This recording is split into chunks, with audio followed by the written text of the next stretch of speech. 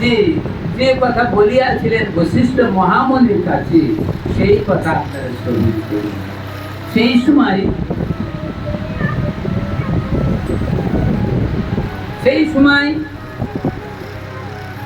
এখানে সংসার মাঝে অনেকে একাদশী করতে জানতেন না, তাই আজকে ভগবানের ভক্তদের দেখে দেখে সবাই একাদশী করতে শিখে আসে।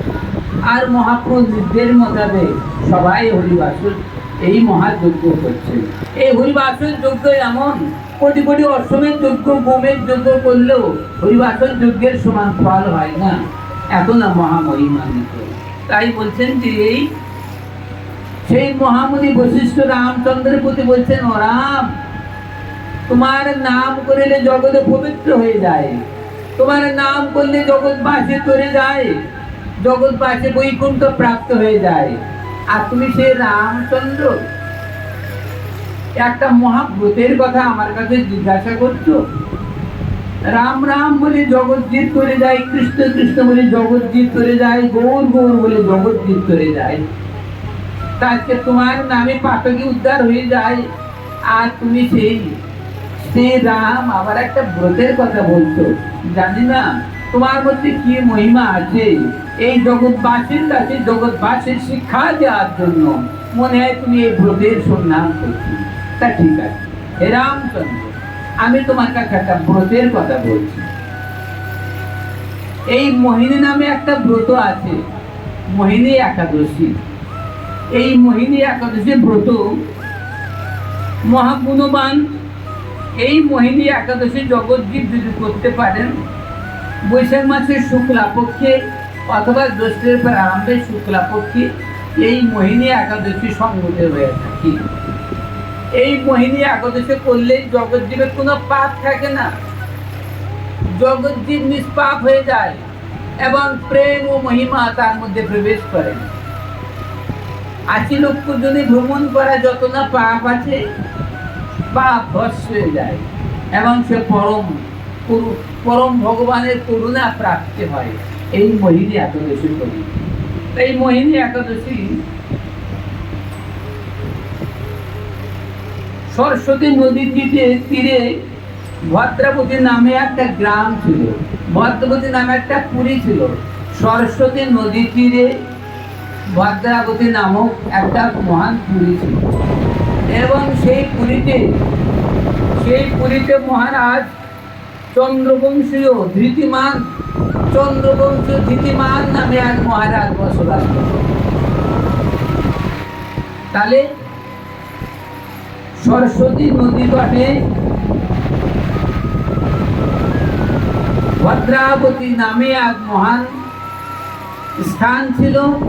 সেই মহান স্থানে সেই ধৃতিমান নামে এক মহারাজ রাজত্ব করিতেন এবং সেই মহারাজের রাজত্ব করার সময়ে ধনুপাল নামে এক বৈশ্য মহান যজ্ঞকারী, জগতের জীবের ত্রাণকারী, জগৎ জীবের জন্য তিনি অনেক মঠ মন্দির স্থাপন করিয়াছিলেন যাতে জগৎ জীব ধর্ম করতে পারেন। এই জন্যে মঠ, ধর্মশালা, বিভিন্ন রকম নলকূপ, খাদ জলের ব্যবস্থা, কোথাও কোথাও বসার জায়গা, প্রতীক্ষালয় ইত্যাদি ইত্যাদি সেই দ্বারপাল নামে একটা মহান বৈশ্য, মহান পবিত্র এক মহাজন, তিনি এটা করিয়াছেন এবং তার মহামহিমায় জগৎবাসী অত্যন্ত সুখী হলেন। তিনি সদা সর্বক্ষণ জনগণের কি করলে জনগণ সুখী হন সেটা তিনি রাস্তাঘাটে করতেন। রাস্তায় রাস্তায় খাওয়ার জলের ব্যবস্থা, রাস্তায় রাস্তায় বসার সুন্দর হার ব্যবস্থা, রাস্তায় রাস্তায় জগতে যারা রাস্তায় চলতে থাকবেন তাদের জন্য কষ্ট না হয়, পথিক জনের যেন কষ্ট না হয় এবং গ্রাম গঞ্জে তিনি বিভিন্ন রকম পাঠাগার, বিভিন্ন রকম গ্রন্থাগার তৈরি করতেন যেন জগৎ জীবের সাধন ধর্মের সুবিধা হয়। এখন এরকম একটা মহাজন সেই ধৃতিমান রাজার রাজ্যে বসবাস করতেন। ধনুপাল তার নাম। এখন উনার 5টা সন্তান, 5টা পুত্র সন্তান থাকে। ওই ধনুপাল মহাজনের 5টা পুত্র সন্তান। সেই 5টা পুত্র সন্তানের নাম, প্রথম নাম হচ্ছে সুমনা, দ্বিতীয় বুদ্ধিমান, মেধাবী, সুকৃতি এবং দৃষ্টবুদ্ধি। এই 5জন ছেলে ছিলেন। 4জন ছিল ধর্মপরায়ণ, আর এই দৃষ্টবুদ্ধি ছিলেন অধার্মিক, সদা সর্বক্ষণ কুপথে গমন, এবং এনার কাজ সব খারাপ কাজ, বিভিন্ন বিভিন্ন রকম খারাপ কাজ যা জগৎ আছে না, সেই খারাপ কাজগুলো ইনি করতেন। তারপরে পিতার সম্পদ লুটকারী, পিতার ধন সম্পদ লুটকারী, পিতাকে মান সম্মান দিতে পারেন না ইনি পিতামাতাকে শ্রদ্ধা করতে পারেন না, ইনি সদা সর্বক্ষণ অনিষ্টকারী, পর নিন্দাকারী, পর সম্পদ লুণ্ঠনকারী, পর নারী লুণ্ঠনকারী ইনি ছিলেন। এনার স্বভাব খুবই খারাপ, যার ফলে ওনার পিতা ওনাকে বহিষ্কার করেন। 5টা ছেলের থেকে একটা ছেলে খারাপ, তাহলে ওই বাবা কখনো ওই ছেলেকে প্রশ্রয় দিতে পারেননি। যত চেষ্টা করিয়াছিলেন, কিন্তু ওনাকে কোনো বশ্যতা স্বীকার করেনি, ওনাকে কখনো সৎ পথে আনা যায় নাই। যার ফলে পিতা ওনাকে ত্যাগ করে দিলেন। পিতা যখন ওনাকে ত্যাগ করে দিলেন, তখন এনার অর্থ সম্পত্তি আর তেমন পাওয়া যায় না, এবং ওই যেসব নারীদের উনি সঙ্গ করতেন, ওইসব নারীদের পয়সা জোগাতে পারছেন না। তখন এই নারীরা, পয়সা লোভী নারীরা বলছে, যাও দুষ্টবুদ্ধি, চলে যাও, আমার কাছে আসার প্রয়োজন নেই, কারণ তোমার পয়সা পড়ে গেছে, তোমার আসা যাওয়া পড়ে গেছে। দেখেছেন জগতে কেমন কেউ কেউ পয়সার সঙ্গে ভালোবাসে, পয়সা না দিলে আর ভালোবাসা থাকে না। আর কোনো রমণী বিনা পয়সায় ভালোবাসে, পয়সা তাদের লাগে না, তারা প্রেমকে ভালোবাসে। নির্মল প্রেম, ভাস্কর সম, সূর্য সম প্রেমকে তারা ভালোবাসে। তারা কামনার বশ করতে হয় না, যারা কামনার বশ করতে হয়, যারা কামিনী গুণ, তারা পয়সার সঙ্গে চলে। কিভাবে ছেলেদের পয়সা লুট করা যায়, পয়সা দেবে ভালোবাসবে, পয়সা দেবে না গেটের মধ্যে আর ঢুকবে না। এখন এই দৃষ্টবুদ্ধি তখন ভাবছে, তাই কি করা যায়, আমার এই মেয়েরা যদি আমাকে ভালো না বাসে, তাহলে পয়সা কি করে পাওয়া যায়। এখন ওই ছেলে তখন গ্রামে চুরি করা শিখলো। একটা মহান ব্যক্তির ছেলে চুরি করলে কিছু যারা ধরা পড়ে যায়, তারা বড় লোকের ছেলে বলে ছেড়ে দেয়, কিন্তু একদিন দুদিন ছেড়ে দেয়। সবসময় বারবার যদি চুরি করে, তাহলে সে চোরকে কে প্রশ্রয় দেয়? এখন গ্রামবাসীরা আর প্রশ্রয় দিল না, গ্রাম থেকে বহিষ্কার করে দিল।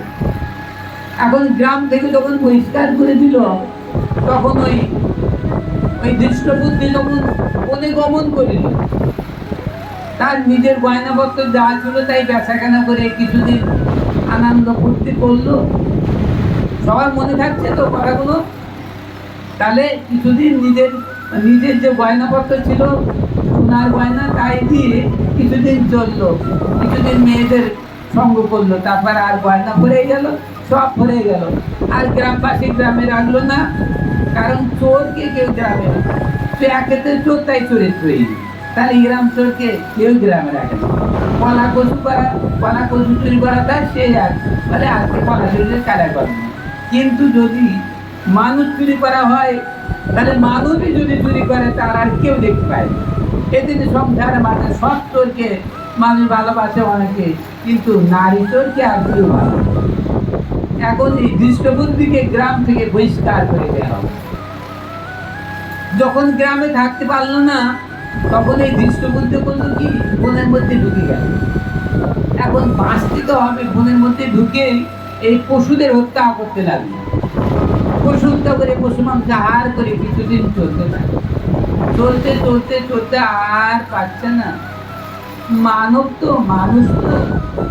কখনো বন্যেরা বনে সুন্দর, শিশুরা মাতৃ করে, ছোট বাচ্চারা মার করে শোয়া পায়। আর যারা বন্যজীব তারা বনে শোভা পায়। বন্যজীবটা বনে থাকলে, বাঘ এই আমাদের এখানে বাঘ হরিণ চলাচল করলে কি ভালো লাগবে? ভালো লাগবে। বাঘ বনে খুব, সিংহ বনের রাজা, কিন্তু আমাদের লোকালয়ে সিংহ চলতে হয় না, যার যেখানে স্থান তার সেখানে চলতে হবে।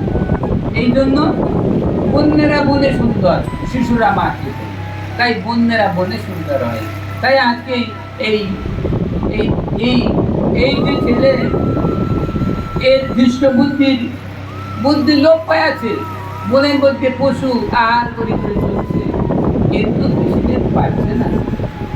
একদিন কোন সৌভাগ্য ক্রমে এই দৃষ্টবুদ্ধি চলতে চলতে চলতে চলতে চলতে চলতে ক্লান্ত হয়ে গেছে। ক্লান্ত হয়ে আড্ডা বসে ভাবছে, তাই কি করি, কিন্তু এখনো শুভবুদ্ধি হয় নাই, শুভবুদ্ধি হয় নাই, শুভবুদ্ধি এখনো আসে নাই। ভাগবত কৃপা না হলে, ভগবানের ভক্তের কৃপা না হলে কখনো শুভবুদ্ধি আসে না। তাই দৃষ্টবুদ্ধি চলতে থাকবে। চলতে চলতে গভীর অরণ্যে প্রবেশ করলো। গভীর অরণ্যে প্রবেশ করে বিমনা ভাবে, দুঃখপূর্ণ ভাবে আছে। এখন কোন সৌভাগ্য ক্রমে ওই বনে কৌডিন্য নামে এক মহাঋষি ছিলেন। ওই গভীর জঙ্গলে কৌডিন্য নামে এক মহাঋষি ছিলেন। এই ঋষিগণ বৈশাখ মাসে শুক্লাপক্ষে গঙ্গা স্নান করতে গিয়েছে। এরকম বৈশাখ জ্যৈষ্ঠ মাসে শুক্লপক্ষে একটা একাদশী, মোহিনী একাদশী হয়। ওই মোহিনী একাদশীর দিন উনি গঙ্গা স্নান করে আসছেন। আসে যে পথে উনি আসছেন, সেই পথে ওই দৃষ্টবুদ্ধি কিন্তু বসে আছে। কোনো সৌভাগ্য ক্রমে এরকম হয়েছে, ওর একটা সৌভাগ্য ভগবান দিচ্ছে মনে হয়। আর নেই মহামুনির ওই পথে বা কেন আজকে বসে থাকে। এখন মহামুনি চলতে চলতে, ওই পথে চলতে চলতে ওনার গায়ের এক ফোঁটা জল ওই দৃষ্টবুদ্ধির অঙ্গে লাগিল। যেমন মহামুনি, ওই মহামুনির গায়ের এক ফোঁটা জল ওই দৃষ্টবুদ্ধির ওই গায়ে পড়ি। এই দৃষ্টবুদ্ধির গায়ে মহামুনির গাত্রের জল স্পর্শিত জল পড়িয়াছে, অমনি দৃষ্টবুদ্ধির সুজ্ঞান অন্তরে আসে আছে।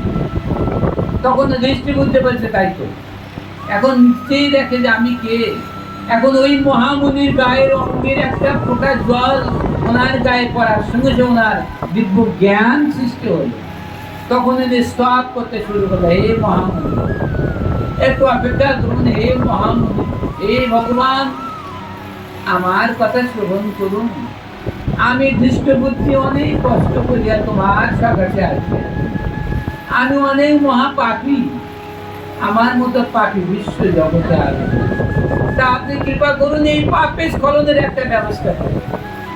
কিভাবে আমি পাপের স্খলন হয়, আমি পাপ থেকে পরিত্রাণ পাই, হে মহামুনি বল, আমাকে একবার পরিত্রাণ করে তবে আপনি যাবেন, আমি আপনার চরণে পড়িলাম।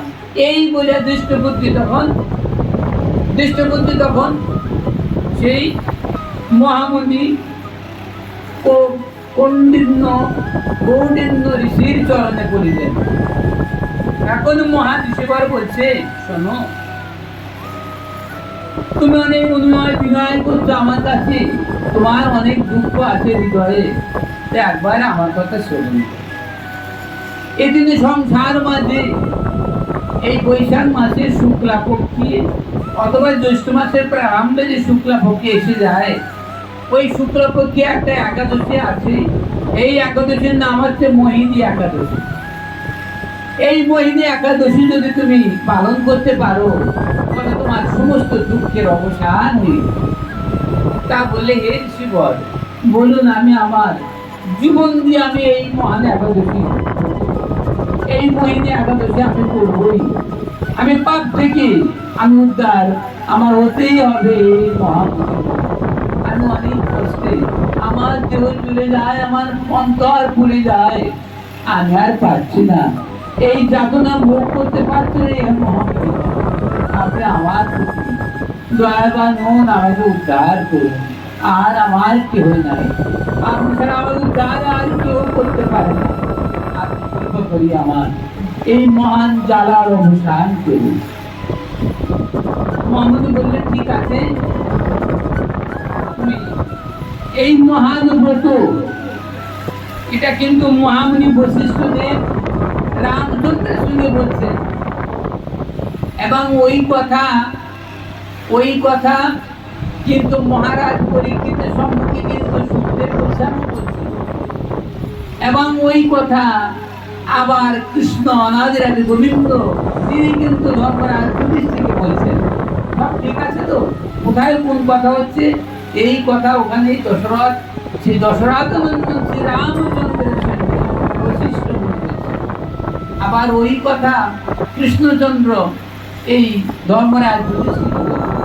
আবার ওই কথা সুখদেব গোস্বামী বলছেন মহারাজ পরীক্ষিতের সঙ্গে। জগৎবাসীর পরিত্রাণের, জগৎবাসীর কল্যাণের জন্য এই মহামহিমের কথা আছে।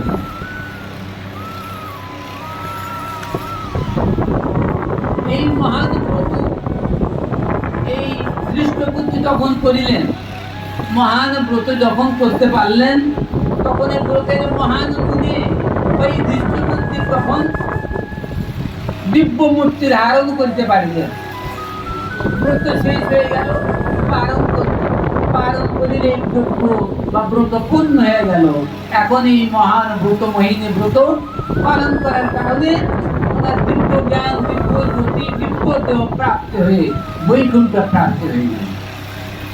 তাহলে এই মহান মহিনী ব্রত যদি আমরা পার্থিব জগতে একবার করেই করে গেলেন, আর আমরা যতকাল বাঁচবো ততকালই করবো, তাহলে আমাদের প্রতি আরো বেশি, আরো দিব্য, আরো সুন্দর কেন না হবে?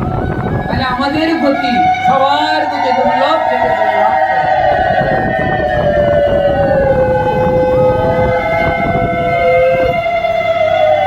তাই শাস্ত্রে লিখে আছে, এই মহান মহিনের ব্রত অপেক্ষা শ্রেষ্ঠ ব্রত জগতে আর কিছুই নাই। কৌডিন্য ঋষি বাক্য শ্রবণ করিয়া প্রসন্ন চিত্ত দৃষ্ট বুদ্ধি সেই ব্রত পালন করিয়া আর নিষ্পাপ হয়ে গেলেন, এবং দেব দেহ ধারণ পূর্বক বৈকুণ্ঠ ধামে গমন করিলেন। তাই ত্রিলোকে এই মোহিনী ব্রত সম ব্রত আর নাই। তাই আজকে আমরা সবাই এই মোহিনী ব্রত আছি। তাহলে আমাদের কত না সৌভাগ্য যে এই মহান মোহিনী ব্রত দ্বারা আমাদের সবারই সেই ভগবান সান্নিধ্য লাভ হইবে। জয় জয় শ্রী গুণিতায় শ্রীনাথ গুরু